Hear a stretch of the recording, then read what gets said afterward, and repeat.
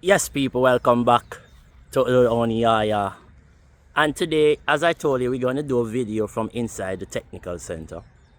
So, before we get into all the details of this centre and what we think about it and all the improvements we can make to it, don't forget to like, share and subscribe to the page. Keep hitting the bell for notifications so I can keep bringing you great content going forward. Let's get into it. I'm in front of the Big Pete Byers stand. Now, Peter Byers is actually one of my favorite players. He actually gave a lot of generations within Antigua and Barbuda the belief that we could have been something great. You know, this guy had no fear when he was on the field. He had so much ability, and he had the ability to actually change football in Antigua and Barbuda. And, you know, circumstances happened and things became, disappointments happened, and, you know, we all make mistakes. But at the end of the day, his quality, Peter Byers, I grew up loving this guy. Like, I thought he was special. And I still think he does have something great to do for football in Antigua. But yes, people, we're here at the Antigua and Barbuda Technical Centre. This is one of the centres that I think is poorly placed. Now, as you can see around, this is the national stadium for football, people. The Technical Centre. That is a joke. Look at the stand behind us, the quality of them. Let's not even talk about how much trash is on the ground right now as we speak. I'm walking on unleaded, like not unleaded, but uneven pitch, okay? And it's a joke because we're supposed to be creating facilities that actually help our players become better footballers. And how can they do that at a facility like this now? Here is the stand I was talking about. The Malvin James and William Lewis N. Now, both of them are goalkeepers. Both of them, MJ is my friend. Big up to you, MJ. And also, William Lewis is my dad. Now, both of these guys probably were two of the best goalkeepers to ever play football in Antigua and Barbuda. But my concern about this whole thing is 3 reasons. 1, how do you put the man who's the youngest before the man who's the oldest name? 2, how do you not put the man who's contributed in different sort of roles within the administration first? 3, seniority. You know what I mean? But I don't have a problem with MJ going first. I'm just saying, these are the small things we need to pay attention to, because these things actually matter, and these things are actually important for us to realize that we have to respect those that were here before and those who actually have put in work to the system. Now, it's sad because when you think about it, MJ is still a young man, and Malvin doesn't even coach within our goalkeeping system. Yet, he's one of the best goalkeepers to play in our country. Now, I'm not saying that he might be the best coach ever, but why is one of the best goalkeepers who has ever played in our country not a part of our, say, a goalkeeper academy, elite academy in our country? Now, not only do we have a problem with that, but look at the quality, bro, of the goal, the way we're at. Like, look at this in my background. How is this supposed to be an artificial turf? This makes you understand how poorly placed this artificial turf was put. And this is what I'm talking about. Why is there no concern for the safeguarding of players? That's supposed to be safeguarding football 101. How are we making players play on a facility when we were supposed to build a facility fit for purpose? And it's not. Let's not forget the people. This is not the only field that is in this facility. All this acreage around here is theirs. And they chose to build one of the poorest football fields ever built in the history of the Caribbean with the budget they claim they used to build this place. Now, have a look at, if I tell you what this is behind me, you'll laugh. Do you know those are locker rooms? To behind me right now, those are locker rooms. Sorry for the sun. Those, where we are right now, are locker rooms. Not a joke, mate. You know, because containers for locker rooms on $1 million budgets. Let's not forget. No, this is the quality and the state. Box juices and the quality and the state of where people have to sit. Look at this. This is our national stadium. And we wonder why we can't host tournaments here. I'm surprised FIFA actually hasn't sanctioned the ABFA by now. I think they're actually just giving us a chance because they realize there's a lot of change happening and they don't want to like calm down and create a lot of drama, especially in the year of a World Cup in the region. It just doesn't look good. And there's already too much drama happening already with the USA hosting it. So all that. But yeah, I just want y'all to pay attention to behind me and watch the quality of the football pitch in which I'm walking around. Now you tell me now, people. Does these people really deserve to even walk into the office tomorrow morning?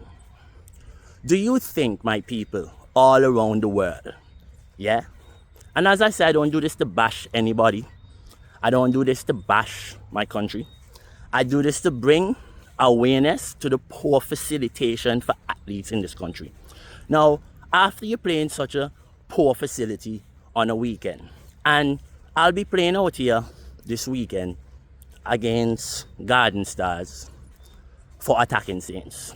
Shout out to Attacking Saints. Been working with that club through the executive for a while. We're trying to stay up in the league, so had a little problem with some players and stuff, so I had to step in to, play some football. And, maybe after this season, after doing my thing, I may just hang up my boots, who knows. Competitively, but not to the Masters. But now, we are here at another end, right? The Wesley Challenger and Andy Job Christian end.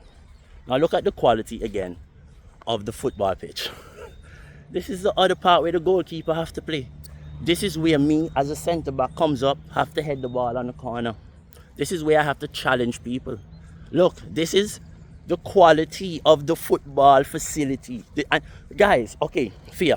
You can say, but this is nice. Like, this is wonderful. How are you even saying this is such a bad thing? Look at the quality of this pitch. It's flat. Okay, fear. But this is our national stadium. In Africa, all those places, you see all those clay fields, and I just want y'all to realize, have you seen the state? Because people always try to tell me about the facilities in Africa. Have y'all seen the Africa Cup of Nations? That is a massive competition. Have you seen the stadiums? Okay, you see how many people go to those games? I think how many people watch those games are the biggest crowds in world football for an event now. They have hundreds of thousands of people watching games all the time. So when people try to tell me about Africa, yeah, it's the problem is Africa has massive stadiums. This is our national stadium. This is the main football ground for football. It should have better quality. Now, not only did they build one turf field here, they built another one. Yeah? And guys, I'm telling you right now, this is not me taking the piss. This is actually the national stadium of Antigua and Barbuda. It's called Antigua and Barbuda Technical Centre. Now, as always, in Antigua, we don't complete anything and we don't maintain it. So here we have again the field on. Yeah? It's on. Okay? It's incomplete. These are another set of locker rooms. Now, mind well, this is a new pitch that we're going to. Look at the state of the locker rooms again. It looks like a prison. Bro, I'm sick and tired of these people. The executive of Antigua and Barbuda have neglected football for the last 10 years. At most.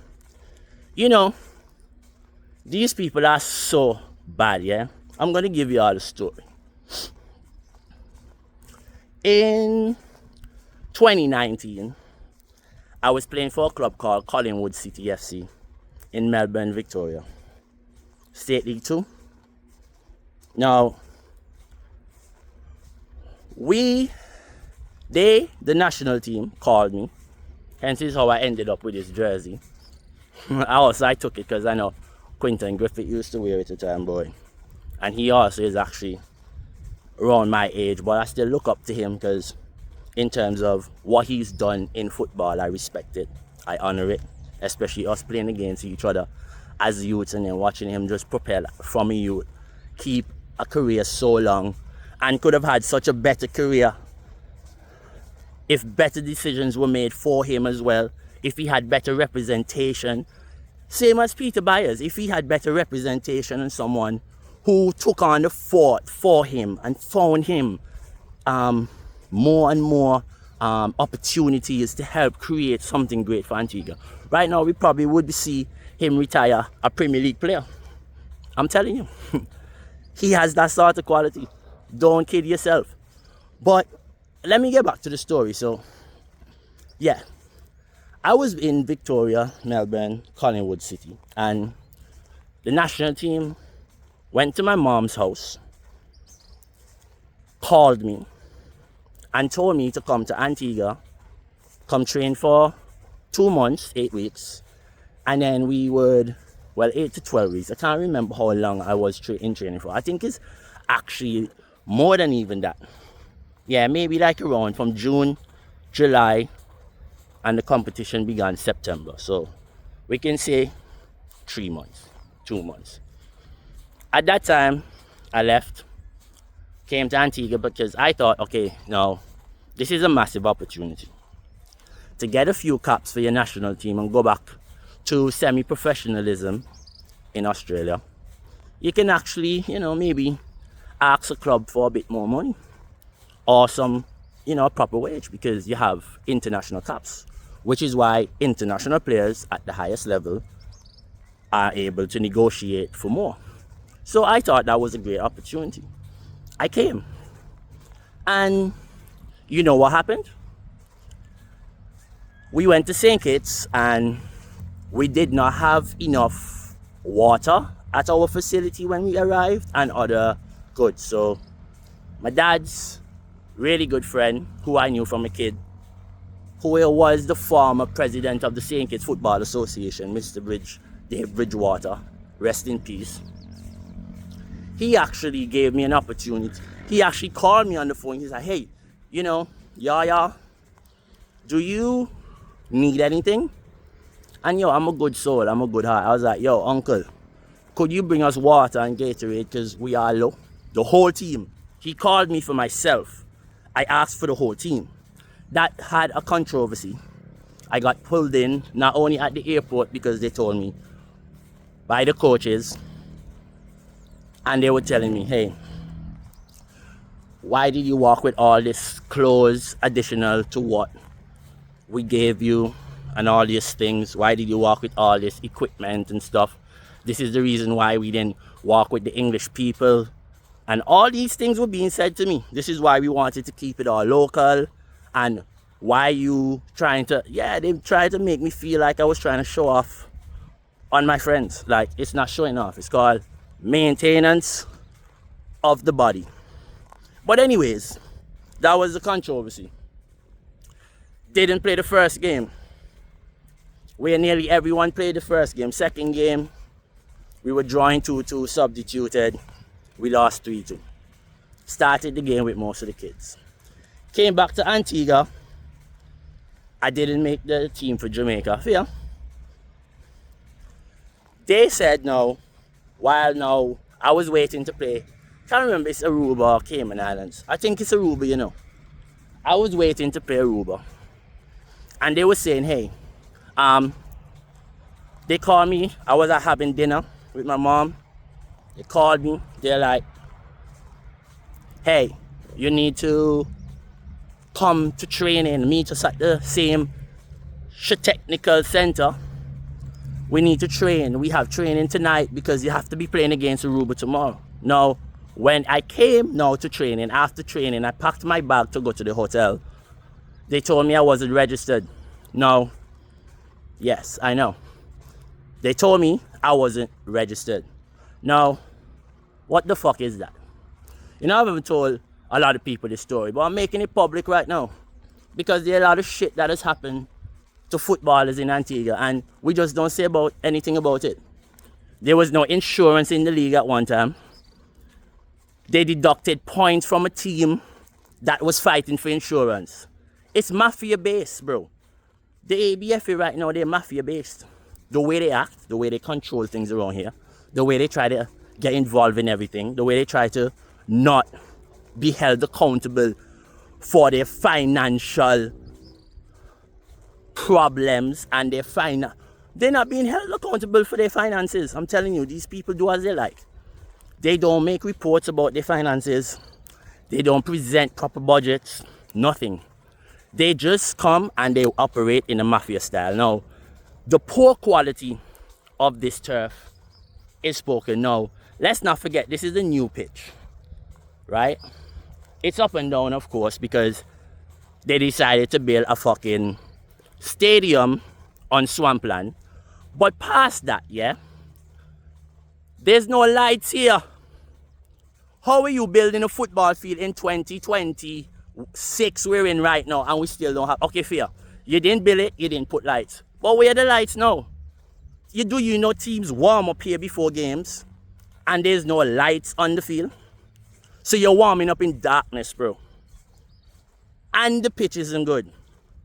But then if you get injured now, it takes you years to get money. Just ask Peter Reds. Just ask Peter Reds. He'll tell you exactly how that works. It's a poor facility, bro. It's poor facilitation. It's disrespectful, not only to FIFA, to CONCACAF, and to the people who play football in Antigua. People need to be held accountable for this shit. Honestly, I think there needs to be a criminal investigation into fraud of the ABFA. They need to be. They need to be an external audit. They need to be an investigation into these people.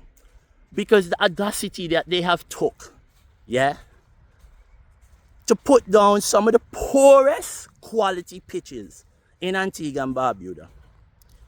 For the footballers, it's amazing. And I feel like it's just so goddamn disrespectful. Injuries to players. Damaging of the body. You know, and I'm actually going to get an interview with a doctor. Because I want to talk about the harms and the dangers of playing on an artificial turf. And I'm going to get an interview with a doctor, for sure, to talk about that. Because... bro, we're in a sunny place. This is swampland. We were actually better off creating couple grass pitches. Now, y'all don't even want me to show y'all outside of this place. Look at this. Look at this junkyard we play football in. Look at this. Look. Look at this junkyard we play football in. This is what people wake up and pay $10 to go to. This shit. Do you know my mother's 60? She can't even go to the football field. You know why? Because it's damaging on her back.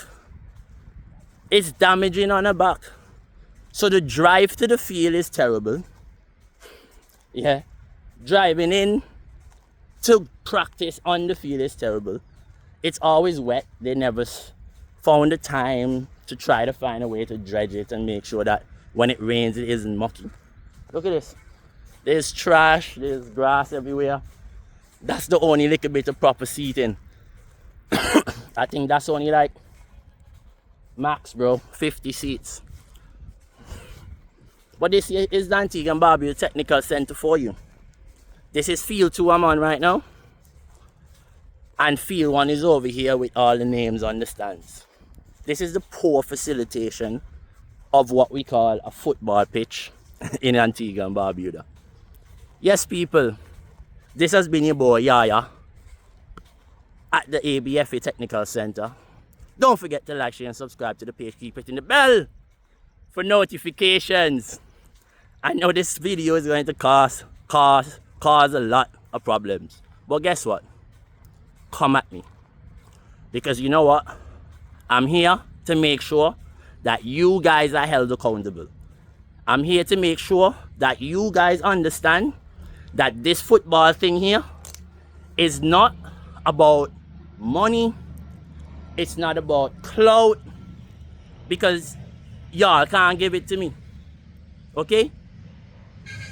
But what this is about is creating the right platform for the youths to have an opportunity to be great.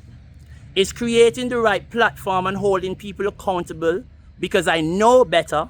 I know we can do better. I know we can create foundations to set for our kids and our generations coming forward to have some of the best opportunities possible. It's not hard. We're from a place of 108 square miles. We're from a place where people have the ability to move around, and we can create a centralized area where our athletes can train at the highest level. Not this shit.